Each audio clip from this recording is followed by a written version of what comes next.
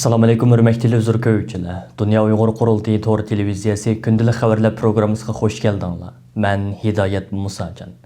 Bugün 6-cı ayının 14-cü günü düşənbə. Həmmələrinə bu vaxtda xeyirlik bolsun. Əziz görürmənlər, tövəndə diqqətinizlər bugünkü xəvərlər proqramımızın təfsilatında bolsun.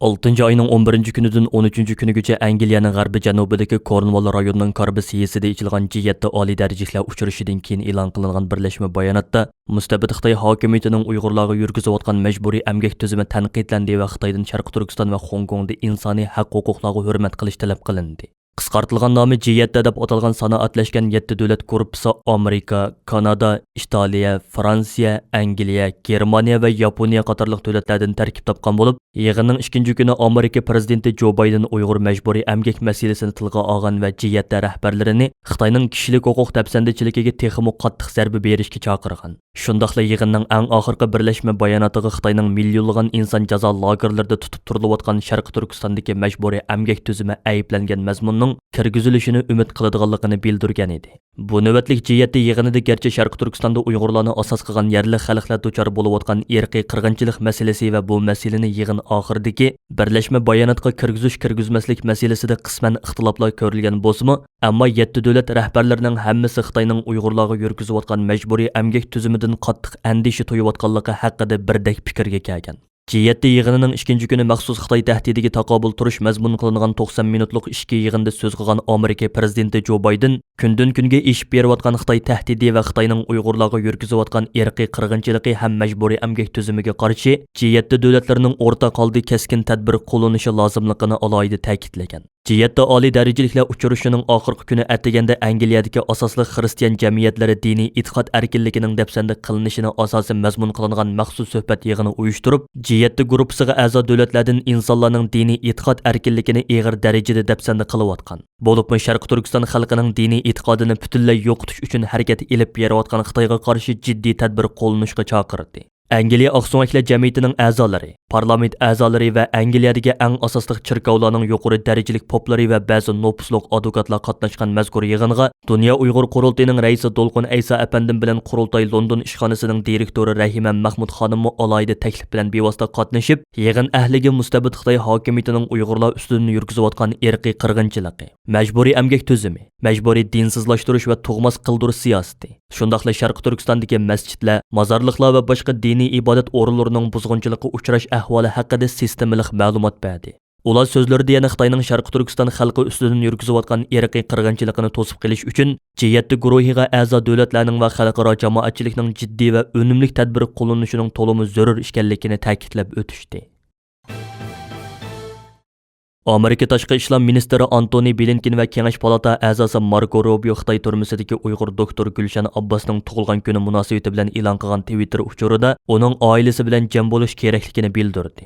Antony Blinken 12-iyundagi Twitter uchurida mundaq dedi: "Bugun Gulshan Abbosning 59 yoshga kirgan tug'ilgan kuni. Shundaqla u Shinjongda nohaq qamalgan 3-tug'ilgan kuni. Uning yaqinlari uning tug'ilgan kunini uning bilan birga tabriklashga haqliq.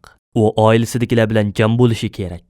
Gulshan Abbos xonim Amerikadagi Uyg'ur harakati tashkilotining ijroiya mudiri Roshan Abbos xonimning otasi bo'lib, u 2018-yili 10-sentabr Xitoy doiralari tomonidan tutib ketilgandan beri izderaksiz g'oyib bo'lgan. O'tgan yilning oxiri Gulshan Abbosning 20 yillik qamoq jazosiga hukm qilinganligi dalillangan edi. Uningdan boshqa Amerika Kengash palata a'zosi Marco Rubio Twitter uchur e'lon qilib, Gulshan Abbosning tug'ilgan kunini tabrikladi va uningga erkinlik talab qildi. U mundaq deb yozdi: "Bugun doktor Gulshan Abbosning faqat Uyg'ur bo'lganligi uchun Shinjong lagerida o'tgan 3-tug'ilgan kuni. Biz uning chehrini hargiz unutib qolmasligimiz. Uning erkinligi uchun Xitoy Kompartiyasiga davomli besim qilishimiz kerak. Uyg'urlarga erkinlik, Gulshan Abbosga erkinlik." Uyg'ur harakati tashkiloti bu munosabat bilan e'lon qilgan bayonotida Gulshan Abbosning qo'yib berilishini talab qildi. Uyg'ur harakati tashkilotining bayonotida naql qilishicha, Gulshan Abbosning Amerikadagi aksi doktor Rishad Abbos beguna holda turmaga tashlangan singlisining qo'yib berilishi uchun kurash qilishdan hargiz voz kechmaydiganligini bildirdi.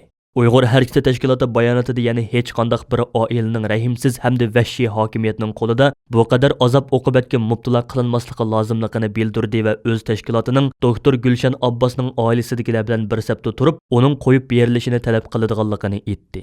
Mustabid Xitoy hokimiyatining doktor Gulshan Abbosni begunoh holda tutqun qilishi va 20 yillik qamoq jazosiga hukm qilishi butunlay uning Amerikadagi aksi Rishad Abbos va singlisi Roshan Abboslardan o'ch elish xarakterlik bir harakat bo'lib, Dunya Uyg'ur Qurultiyining oliy maslahatchisi, elga tunilgan tibbiy olim Rishad Abbos apandi bilan Amerikada aktiv faoliyat olib berayotgan Uyg'ur harakati tashkilotining raisi Roshan Abbos xonim bo'lsa, Uyg'ur davosining muhojiratdiki bo'libmi Amerikadagi taraqqiyoti uchun zo'r kuch sarf qilgan fidokor kurashchilarimizdan iborat. Bu aksiyonlarni o'zlari uchun tahdid deb qarab kelgan Xitoy hokimiyati uzun yillardan buyon ularga qarshi hujum qo'zg'ab kelgan va chet ellardagi cho'moqchilari va ko'moqchilari orqali Rishad Abbos bilan Roshan Abbosning xalqimiz ichidagi ta'siri va inovatini tushirishga urinib kelgan edi. Uyghur sud kollegiyasining tunji sotining 6-oyning 4-kunidan 7-kunigacha Londonda xalqaro qonuniy tartiblarga mos holda intayin yuqori saviyada muvaffaqiyatli o'tkazilishi, hozirga qadar vatanda Xitoyning ziyonkashligiga uchragan urug' tuqqanlari va do'st yoralari haqidagi guvohlik berishdan vahim yeb kelgan ko'plagan qarindoshlarimizga zo'r darajada ilhom va umid baxsh etdi.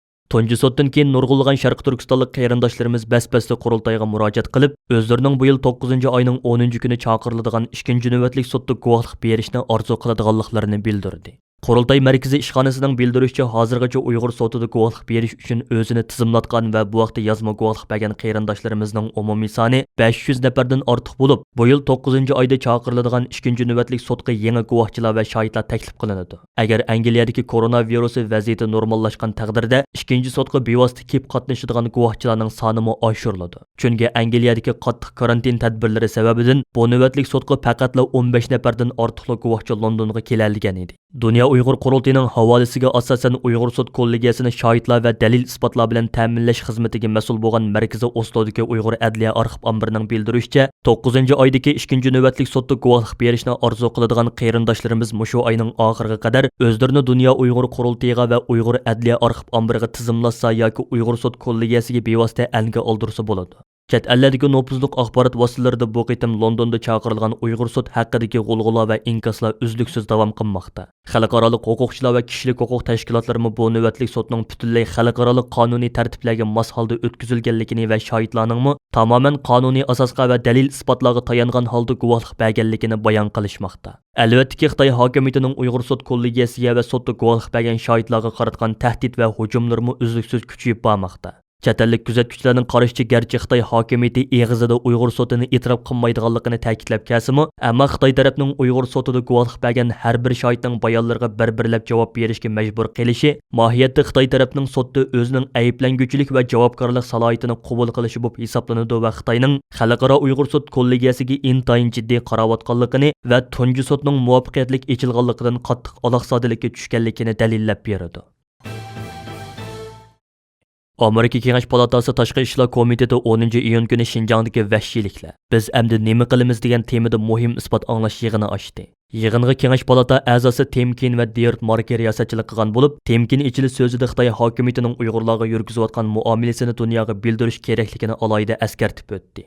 Mazkur birlashma isbot anglash yig'iniga yana Kengash palata a'zolaridan Marco Rubio, Mitt Romney qatorliqlar qatnashdi. Temkin, Dirt Marki, Marco Rubio, Mitt Romney qatorliq Kengash palata a'zolarining hammasi ayrim-ayrim holda Xitoy hokimiyatining Uyg'urlarga yurgizayotgan irqiy qirg'inchiligi, Amerika va boshqa yerlarda yashayotgan Uyg'urlarning Xitoyning parokandichiligiga uchrashi, hatto ba'zi davlatlarda Uyg'urlarning Xitoyga qaytarilishi, Xitoy hukumatining dunyoning to'rt tarafiga so'zilgan razil plani qatorliq jiddiy masalalar ustida to'xtaldi. Tadqiqotchi Adranziniz apandi Angliyada ichilgan Uyg'ur sud kollegiyasida Xitoy hokimiyatining Uyg'urlarga osti xarakterlik irqiy qirg'inchilik yurgizayotganligi haqida guvohlik bergan edi. Bu guvohlikqa Uyg'ur masalasiga ko'ngil bo'layotgan davlatlarni Uyg'ur masalasida texmo kaskin tadbir qo'llanish kerakligi haqidagi bir ogohlantirish bo'lgan.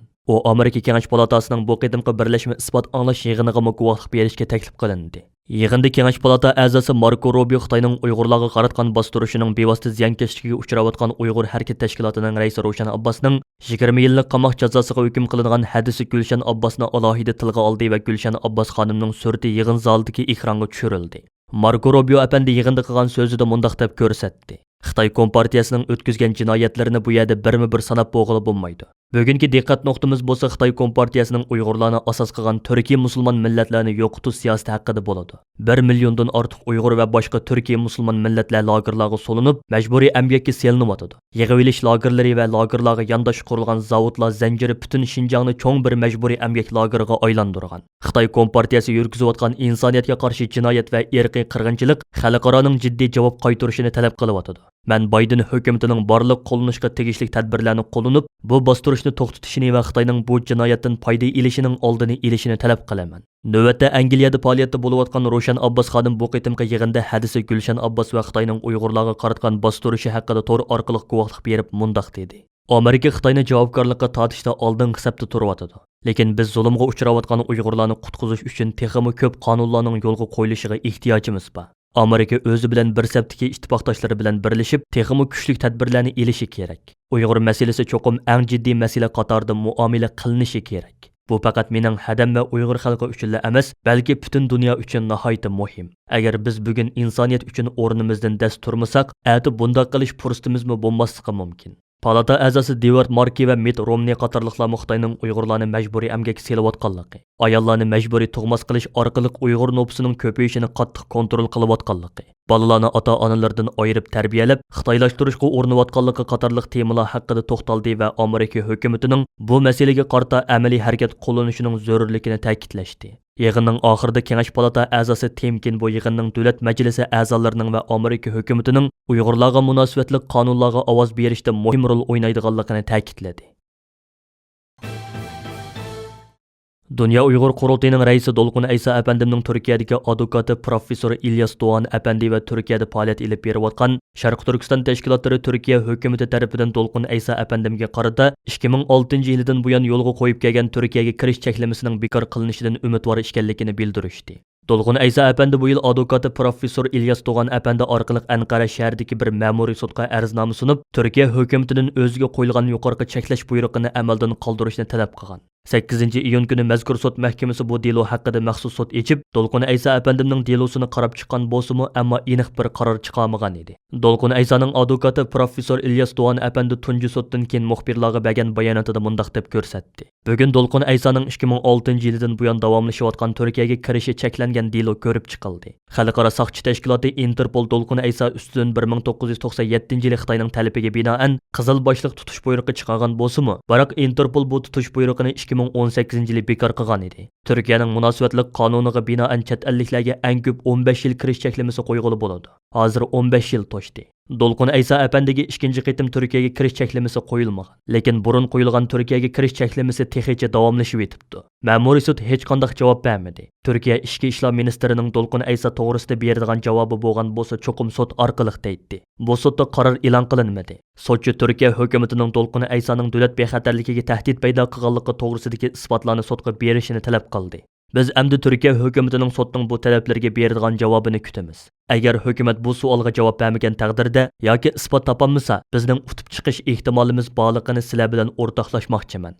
Anqara 14-ma'muriy sudi Dolqun Aysa apandimning delosini ko'zdan kechirayotganda uni qo'llash uchun kelgan Buyuk Birlik partiyasi muavin raisi Ali Kisar apandi, partiyasi parlament a'zosi Beychilik apandi, Kelajak partiyasining muavin raisi Selçuk Özdaq apandi, partiyasining Turk dunyosiga mas'ul rahbarlaridan Mehmet Ali Qaramamiş apandi va Beril Gümüş xonim, Turkiyada faoliyat olib berayotgan Sharq Turkiston ommaviy tashkilot mas'ullari sud oldida birlashma bayonot e'lon qilib, o'zlarining Dolqun Aysa apandimga bo'lgan qo'llashini ifoda qilish bilan birga, Turkiya hukumatining Dolqun Aysa apandimga qaratgan Turkiyaga kirish cheklamasini darhol amaldan qoldirishni talab qilishgan edi. Dunya Uyg'ur Qurultiyining bu vaqtda e'lon qilgan bayonotida Dolqun Aysa apandimning tuvandagi so'zlariga o'rin berilgan. Bu Xitoyning uzun qo'lining chegara halqaganligi va o'htichilarni jazolashga qanchalik o'rindiganligining bir misoli. Men Turkiya ma'muriyatining mening deloyimning siyosiy delo ekanligini ko'rib yetishini, mening Turkiyaga hech qanday tahdid emasligimni ko'rib yetishini umid qilaman. Dunya Uyg'ur Qurultiyining tashabbusi va Sharq Turkiston tashkilotlari hamkorlik munbirining o'rtaq qaroriga asosan Xalqaro Olimpik kuni munosabati bilan 6-oyning 23-kuni butun dunyo miqyosida 2022-yillik Beijing qishliq olimpik yig'iniga qarshi bir tutash holda keng ko'lamli norozilik namoyishlari olib beriladi.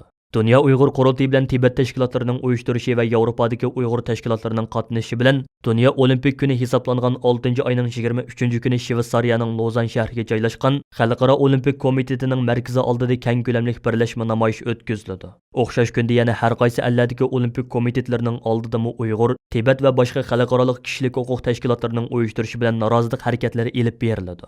Uyghur tashkilotlari bo'lmagan davlatlarda Tibet va kishilik huquq tashkilotlari irqiy qirg'inchilik olimpikini boyqut qilayli degan o'rtaq shuar ostida namoyish elib boradi. Dunya Uyg'ur Qurultiyining raisi Dolqun Aysa apandi bu munosabat bilan e'lon qilgan safarbarlik nutqida har qaysi allarda yashayotgan Sharq Turkistonlik qarindoshlarimizni Dunya Uyg'ur Qurultiyining yuqorqi namoyish chaqiriqiga yaqindan ovoz qo'yishga va o'zlari yashayotgan davlatlardagi Uyg'ur tashkilotlari tarafidan bu munosabat bilan uyushtirgan norozilik namoyishlariga aktivlik bilan qatnashishga chaqirdi. Hurmatli televizor ko'ruvchilar, yuqorida Dunya Uyg'ur Qurultiyi to'g'ri televiziyasi күнділік xəvərlər proqrammisini diqqətinizə sunduq. Keyin qaydamlıq proqramimizni görüşəylik. Görüşkice aman boğaysılar. Xeyri xoş.